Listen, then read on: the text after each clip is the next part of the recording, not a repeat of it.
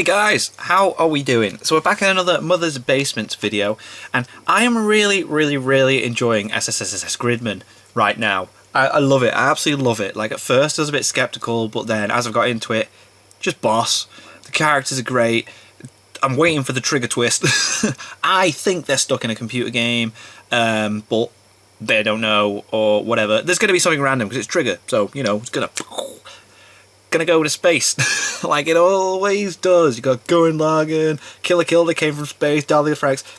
Anyway, but then I seen Mother's Basement on SSSS.Gridman's realistic fight animation, and I'm interested to see what he's got to think because my opinion on it is shared with well, Giguk mentioned it in his, was it the fall best of, oh anyway, he's talked about it, and I like how the kind of like CG stuff stands out when they're fighting because it reminds me of when I used to watch Power Rangers, and how the monsters and that would look just like people in costumes, and it would just look kind of tacky, but it was still kind of cool. Like this is just like, I feel like that's trying to just mimic it in its own way, where it's doing the CG things at parts. Don't do it all the time. Sometimes I like when it was doing the bit in the air and flying around. I love the little homages to different animes as well, like Evangelion and stuff like that. But they did that down in the Franks, and people didn't like that. But anyway, I'm talking too much. Let's get into this. This is on SSSS.Gridman's realistic fight animation. Gridman has been an absolute blast so far. It's been a real treat to tune in each I love week it. and see Hibiki take on creatures of incredible size. In many ways, Nice. the series has a leg up on other Trigger shows, with character designs that are immediately eye-catching and likable without being too ridiculous. Yeah, the class. On that note, the twist that the series seems to be going for has been properly foreshadowed and well-earned so far, and there's seemingly no way that they can go to space this time. Well, although, to paraphrase there we go. Park, Trigger finds a way. Yeah, they do. Fights have been a ton of fun, even if they are a bit on the short It'll be side, like a light on strategy, video game and I that's being played in genuinely space. love the show's cast. The high school kids come across as real teenagers, Yeah, while they do. each of the Neon Genesis Junior High students is quirky, Neon interesting, and memorable. The show's underlying sense of mystery just works, and if I can one day have my head slowly crushed between Rika's legs, I can die a happy man. For all the big things it gets right, though, it's the attention it pays to the small details that really makes me love it. At its heart, this show is a love letter to tokusatsu, a catch-all term for live-action Japanese TV series. Super Samurai Cyber Squad. Effects. These include I used to watch kaiju that. movies like Godzilla and superhero shows like Ultraman, Kamen which is Rider, getting and an Super anime Sentai. series on Netflix. Gridman makes many nods to tokusatsu classics, most of which kind of fly over my head, if I'm being perfectly honest, because as much as I've enjoyed the toku shows and films that I have seen, I've never had time to properly dig into the no, it's not something I'd really take the time to go into. Kamen Rider Gaim and a few other shows are high on my list, but it's a long list, and I'm not about to there's a lot, isn't there? I know more about this stuff than I actually do. Fair But while I can't Transparency. appreciate all of those deep cuts that tokusatsu fans keep freaking out about on Twitter, They do. Dent is a much better Twitter to follow if you're interested in that stuff. I There's a can Facebook page I follow as well that keeps going, oh, what a fight. That was cool.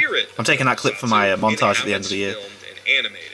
With animation, if you Go, can go. imagine it and you have enough time or money, you can show your audience literally anything. Yet, despite having almost limitless freedom to do whatever the hell they want, Trigger has made a concerted and downright impressive effort to ensure that every battle in Gridman feels like it could have been created with rubber suits, practical effects, and TV budget CGI. Emphasis on feels because some of this stuff, particularly the ground level shots showing the destruction caused by Gridman and the kaiju, would be very difficult to actually film. But the show convincingly gives off the same sensation as watching actors stomping around a model. There we go. Yeah, that's what I'm talking about, And it rarely breaks that illusion. When Hibiki transforms into Gridman, for example, they depict him growing in size using an effect that could easily be recreated by having an actor that was so stand on cool. a green screen and lowering a camera toward their face. Yeah. And whenever we see him pop out of a portal afterwards, no matter what angle we see it from, the portal is represented as a green light that cuts off at the top edge of the screen, which means that all of those shots could be done simply by lowering Gridman into the frame using wires. Yeah. The debris that's kicked up when he lands and as he fights is almost all amorphous black clutter, which would be easy to composite into the shot. It is cool, for like, CGI, and the rest of it it's a is lot of normal, references which to can like just random be stuff, totally isn't it? carved. This And when show, he but the performs story's his more awesome as acrobatic well. fighting moves, he tends to hang in the air a bit, like he would if he were, say, suspended that by wires. quality. When Gridman equips his special weapons, each sold separately for a nominal fee, effort is made to show Nice. how they transition from their vehicle forms and physically fit together with him. Oh, I And love there it. are The always detail's cuts awesome. in the transformation sequence where the It's very regular Transformers Gridman Armada. suit could have been swapped out for a different costume. And all of the equipment, even the ridiculously oversized fists of Max Gridman, could be realized through practical means like Yep. puppetry. Definitely. Heck, the title card of the OP is created the same way that it would be with live action footage, freezing frame on the action in Yeah. a slightly awkward position instead of just having everything fall perfectly It does, into that's place. true. But I'll save the rest of my thoughts on that for later. I say wishfully as I look at the massive list of video ideas I have to get done before the end of the year. Oh no. It's impressive just how much thought and effort has gone into making Gridman feel like an authentic tokusatsu hero. Yeah. The way he fights is visually stunning, but never breaks from what was possible for the heroes who inspired him. Most of the monsters that Gridman has fought so far are designed like rubber suits, with space made inside of every one to accommodate the human actor within. What's more, they move like there are humans inside. Yeah, it of does, them, yeah, with it's all true. of their articulation being restricted to places where real human joints would be. Brilliant. The dragon from episode 1, for example, has a long neck extending from the chest of the actor inside it, whose real head would be around The the top. big spike Yeah. on its back. And the dragon's head only moves in response to the motion of its shoulders and body, exactly as it would if it were a big floppy piece Attention of to detail. rubber. The first time Gridman grabs it by the horns, you can see its neck folding in the middle at the thinnest and weakest part of the prop. And when it makes its counterattack, it swings its neck at him like a cudgel. Yeah. Its mouth and tongue are loose, so they flop around a bit, but they don't move on their own. I think it helps that like the girl that's making them is a fan of the stuff, so maybe that's why as well, because that's how she's seen them as. There's that as well. But I do. This isn't me disagreeing. I'm agreeing perfectly, but I'm just trying to reason other reasons as to why they're doing it as well. Because like she's a huge fan of this stuff, kaiju's and that, and that's how she's seen them represented. So that would make sense that that's how they work.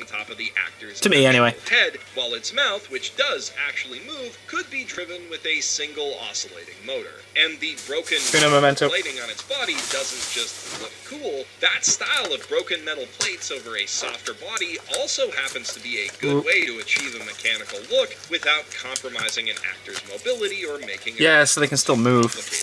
Anti's design follows similar principles. Anti's cool. With a flexible I feel so sorry for him. and rigid carapace in the form of a bulky vest, boots, and gauntlets that give him an appropriately monstrous look without restricting what And cool design. Very cool design. Especially important since his suit would need to be used multiple times throughout the series. Those pieces could also be swapped out from the costume if, say, Anti needed to change the form of his body to copy Gridman's abilities, like he does in Episode 5 with his missiles and Episode 7 with his rocket legs. Yeah. But I'm getting a bit ahead of myself. Circling back to Episode 4, at first glance, the crawling kaiju with the big mouth and tentacles doesn't exactly look humanoid until the camera zooms out and you can clearly see exactly where a person would fit inside its conspicuously tall body. Yeah. You can even see the point in its big tentacles where the arm inside cuts off and the rubber hose is just left to flop around.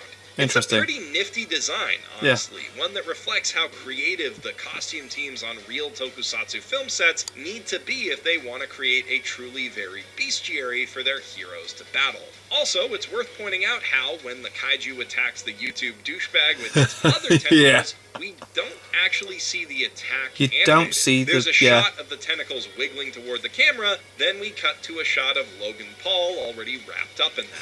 Because they're just rubber hoses and they can only move when people are moving them. The same thing happens. Interesting. When it I never thought about that. Auntie. We only So they're just see trying them to move imitate how it would independently work for within any an actual length of show. time when they're menacing Rika in a way that looks an awful lot like their tips are just being suspended with fishing line. Which is also, incidentally, exactly how the fake UFO from Episode 7 is controlled. That's probably the most obvious example of the show calling attention to these practical effects so far, because of how each piece is a free-floating object around the glowing orb at the center. I guess they decided to balance that out by making the kaiju controlling it the most obvious dude in a suit design yet. Now, there has been one kaiju so far that doesn't fit that mold. The mountain-sized turtle that so rudely interrupts the beach episode. How dare it's also massively bigger than both Gridman and Auntie when they're standing next to it Don't and zoom in. on it. Don't zoom But in. it also doesn't really move on camera,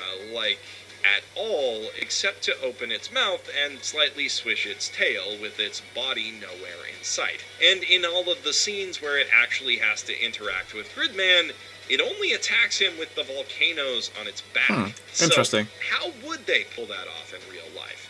Well, the shots that we do see of the turtle crawling on the mountain or lumbering through the forest could all be recreated by swapping between a few miniaturized models of the creature with a puppet for the shot of its tail and some creative camera work to hide the seams and the hands holding the models up. Even in the shot where Gridman kicks it in the head, we only see him in a static pose, which could just be a plastic figure on top of a rock monster puppet with a moving mouth. And in the shots where he has to fight Auntie next to or on it, it doesn't move at all, which means it could easily be a fixed part of the set there rather than a moving prop. As impressive as this creature is, there is nothing that they do with it that couldn't be done practically. Right, and yeah, I could that's keep cool. going with That's these really cool. details. The kaiju we see looming over the city's skyline Yeah, are they're always almost there. always shown in a way that could be replicated with matte painting or some simple CGI. And the effect used when the monsters show up and the city is restored to normal is really just a fog machine. But I think I've geeked out enough here. Yeah. I can't presume to speak for your average tokusatsu fan because, like I said, I can't really claim to be one, but I can say for certain that Gridman manages to capture almost perfectly the exact thing that I enjoy most about the tokusatsu films and shows that I've seen.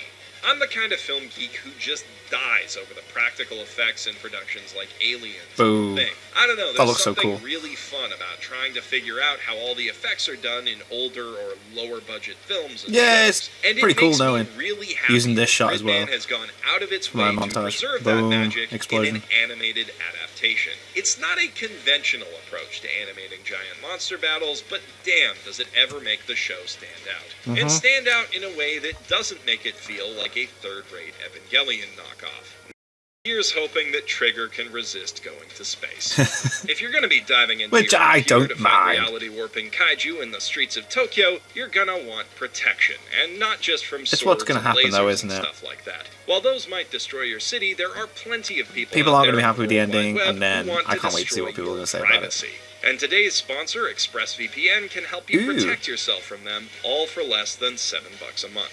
ExpressVPN obscures your identity and location as you browse the web. I might allowing cut you this to out. stay truly in. If you're a Tokusatsu fan, let me know in the comments below what films or series you'd really like to see me talk about in some capacity. Like I said, I'm not really and if you're not, let hugely me know into it. which girl is best girl in Gridman. And while you're down there, don't forget to hit that like comment. button and hit the subscribe button if you want to see more videos from me every Tuesday and Saturday. I'm Jeff Fu, professional shitbag, Signing out from my mother's basement. Cool video.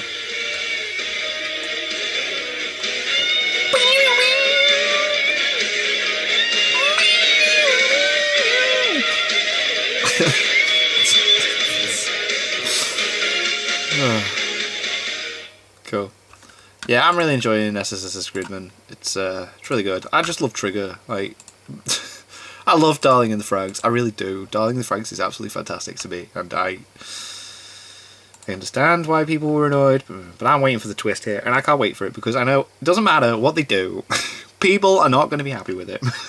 And it's just going to be juicy, juicy, juicy arguments for people to just talk about and discuss, and I'll be there waiting for it because there's only like 3 more episodes left, I do believe. So anyway, Thank you guys very much for watching. What did you guys think of that? What do you guys think of this? Click like, subscribe if you haven't already. Leave comments down below. Let me know what you should watch and discuss in future videos. I'll see you guys. Peace all you guys. Next down.